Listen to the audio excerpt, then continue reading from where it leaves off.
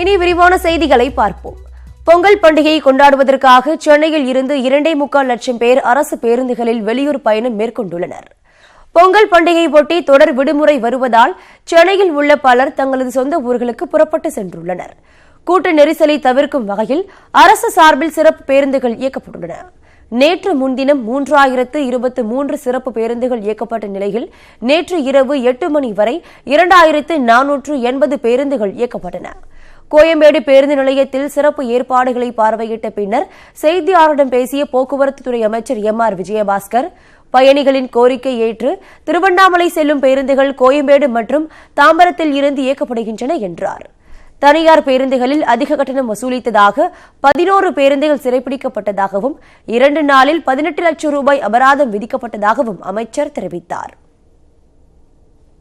1,45,301 பயணிகள் பயணம் செய்திருக்கிறார்கள். இன்று 8 மணி நிலவரப்படி 1,30,588 பயணிகள் பயணம் செய்திருக்கிறார்கள். ஆக மொத்தம் 2,75,889 பயணிகள் 8 மணி நிலவரப்படி பயணம் செய்திருக்கிறார்கள். இதற்கிடையே சென்னை கோயம்பேட்டில் இருந்து கள்ளக்குறிச்சி, திருக்கோவிலூர் உள்ளிட்ட ஊர்களுக்கு செல்வதற்காக பயணிகள் நேற்று இரவு 2 மணி நேரத்திற்கும் அதிகமாக காத்திருக்க வேண்டியதாயிற்று. கள்ளக்குறிச்சிக்கு போகணும், பஸ் இல்லை, பஸ்ஸுக்கிட்ட போனால் பஸ் வரும் பின்னாடி இறங்கன்றாங்க, பஸ் இல்லைன்னு சொல்கிறாங்க. நாங்கள் திருக்கோயிலுக்கு போகணுங்க, விழுப்புரம் போய் போகலான்னு பார்த்தா பஸ் எல்லாம் ஃபுல்லாக வருது, எல்லாம் சீட்டு போட்டுருக்காங்க. எனக்கு சீட்டே கிடைக்க மாட்டேங்குது, பஸ்ஸு கிடைக்க மாட்டேங்குது. பழைய பஸ் விட்டுருக்காங்க, அதில் யாருன்னா பயமாகுது, நடுவில் எங்கன்னா பிரேக் டவுன் ஆயிருமான்னு அதை விட்டு இறங்கி வந்துட்டோம். அடுத்தது பார்த்துட்டு இருக்கிறோம், ஆனால் பஸ்ஸே கிடைக்கல. எவ்வளோ நேரத்துக்கு போய் பொங்கல் அங்கே செலிப்ரேட் பண்ணுறதுன்னு தெரியல, ரொம்ப கஷ்டமாக இருக்குது. அதெல்லாம் கேட்டுங்க, கேட்டால் தான் வருதுன்றாங்க, எங்கேயும் வருது, கை கால வலி தான் வருது. இரவு நேரத்தில் தொடர்ச்சியான பேருந்துகள் இயக்கப்படாததால் பொதுமக்கள் காத்திருந்து பின்னர் மற்ற இடங்களுக்கு சென்று அங்கிருந்து தங்கள் சொந்த ஊருக்கு செல்ல முடிவு செய்தனர். அலங்காநல்லூர், அவனியாபுரம் ஜல்லிக்கட்டு போட்டிகளில் பங்கேற்பதற்காக 1442 மாடுபிடி வீரர்களுக்கு டோக்கன் வழங்கப்பட்டுள்ளன. பாலமேடு ஜல்லிக்கட்டு போட்டியில் பங்கேற்கும் வீரர்களுக்கு இன்று டோக்கன் வழங்கப்பட உள்ளது. மதுரை மாவட்டம் அலங்காநல்லூர், பாலமேடு, அவனியாபுரம் பகுதிகளில் நடைபெறும் ஜல்லிக்கட்டு போட்டிகள் மிக பிரபலமானவை. வரும் 15ஆம் தேதி முதல் தொடர்ச்சியாக 3 நாட்களுக்கு நடைபெறும் இத்திருவிழாவுக்கான பணிகள் களைகட்டி வருகின்றன. பார்வையாளர் மாடம், வாடிவாசல் அமைக்கும் பணிகள் தொடங்கப்பட்டுள்ள நிலையில் மாடுபிடி வீரர்களுக்கு நேற்று டோக்கன்கள் வழங்கப்பட்டன. அலங்காநல்லூரில் 848 பேருக்கும், அவனியாபுரத்தில் 594 பேருக்கும் அனுமதி வழங்கப்பட்டுள்ளன. பாலமேடு ஜல்லிக்கட்டில் பங்கேற்கும் வீரர்களுக்கு இன்று காலை முதல் டோக்கன் வழங்கப்பட உள்ளது. இதனிடையே மதுரை அவனியாபுரத்தில் ஜல்லிக்கட்டு நடைபெறவுள்ள இடத்தை உயர்நீதிமன்றத்தால் அமைக்கப்பட்ட விழா ஒருங்கிணைப்பு குழு தலைவர், முன்னாள் நீதிபதி ராகவன் மற்றும் குழு உறுப்பினர்கள், வழக்கறிஞர்கள் சரவணன், திலீப்குமார், ஆனந்த் சந்திரசேகர் ஆகியோர் நேரில் ஆய்வு செய்தனர். பின்னர் செய்தியாளரிடம் பேசிய ராகவன், பொதுமக்கள் தங்கள் கொடுக்க விரும்பும் பரிசுகளை அவனியாபுரத்தில் உள்ள மாநகராட்சி அலுவலகத்தில் அளித்து ரசீதுகளை பெற்றுக் கொள்ளலாம் என்றார்.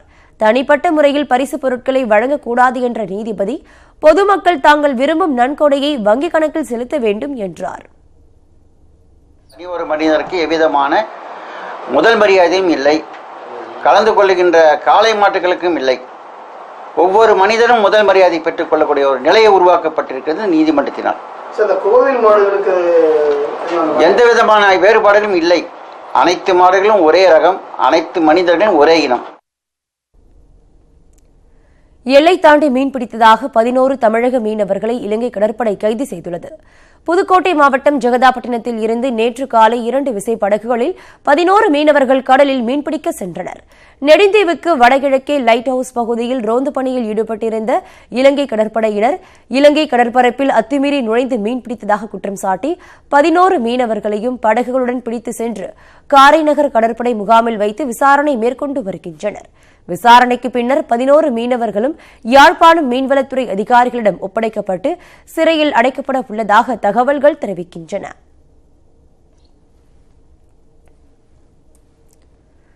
கோடநாடு எஸ்டேட் கொள்ளை வழக்கில் தமக்கு தொடர்பிருப்பதாக கூறுவது உண்மைக்கு புறம்பானது என முதலமைச்சர் எடப்பாடி பழனிசாமி தெரிவித்துள்ளார். அரசியலில் நேரடியாக தங்கள் எதிர்க்க திராணி இல்லாதவர்கள் இதுபோன்ற போலியான குற்றச்சாட்டுகளை சுமத்தி வருவதாகவும் அவர் குற்றம் சாட்டினார்.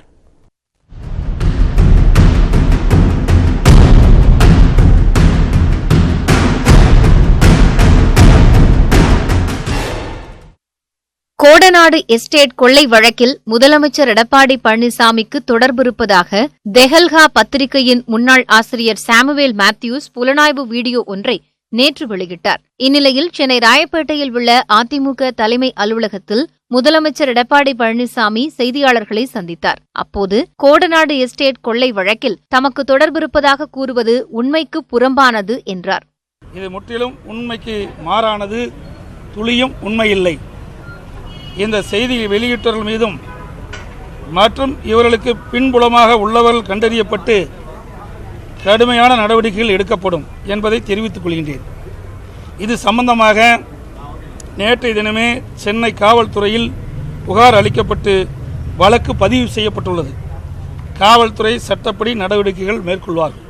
மறைந்த முதலமைச்சர் ஜெயலலிதா கட்சி நிர்வாகிகளிடம் ஆவணங்களை பெற்று வைத்திருந்தார் என்று கூறுவதில் உண்மை இல்லை என்ற அவர் அவரது பெயருக்கு களங்கம் கற்பிக்க முயல்பவர்களுக்கு கண்டனம் தெரிவித்தார். அத்துடன் அரசியலில் தங்களை நேரடியாக எதிர்க்க திராணி இல்லாதவர்கள் இதுபோன்ற குற்றச்சாட்டுகளை முன்வைத்து வருவதாகவும் கூறினார். மாண்புமிகு இதயம் புரட்சித் தலைவி அம்மா அவர்கள் எந்த ஒரு நிர்வாகியிடத்திலும் எந்த ஆவணத்தையும் எப்பொழுதும் பெற்றது கிடையாது. மாண்புமிகு அம்மா அவர்களுக்கு களங்கம் கற்பிக்கின்ற வகையில் செய்தி வெளியிட்டிருப்பது வன்மையாக கண்டிக்கத்தக்கது. ஆகவே இந்த விசாரணையில் தான் யாரெல்லாம் இதுக்கு பின்பலமாக இருந்திருக்கிறாங்க, உண்மைக்கு பாரான செய்தி எதற்காக சொல்கிறாங்க என்பதெல்லாம் தெரியும்.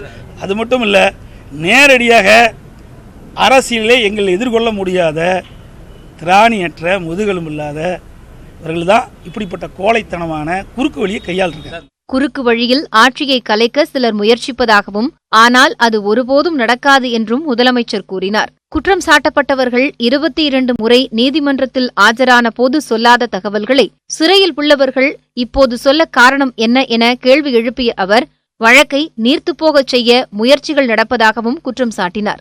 22 முறை நீதிமன்றத்துக்கு போய் ஆஜராயிருக்கிறாங்க. அப்பொழுதெல்லாம் ஏன் சொல்லல?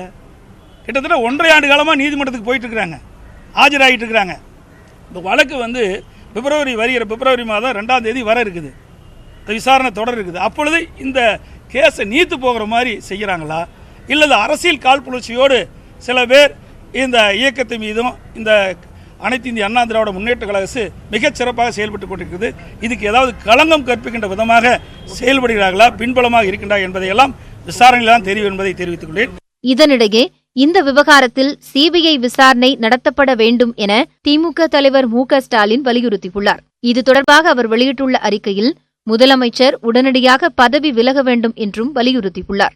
கோடநாடு விவகாரம் தொடர்பாக உயர்நீதிமன்ற நீதிபதியின் கண்காணிப்பில் விசாரணை நடத்த வேண்டும் என அமமுக துணை பொதுச் செயலாளர் டிடிவி தினகரன் கேட்டுக் கொண்டுள்ளார். இந்நிலையில் கோடநாடு கொள்ளை விவகாரம் தொடர்பாக வீடியோ வெளியிட்ட தெஹல்கா முன்னாள் ஆசிரியர் மேத்யூஸ், சயன், மனோஜ் ஆகியோர் மீது வழக்கு பதிவு செய்யப்பட்டுள்ளது.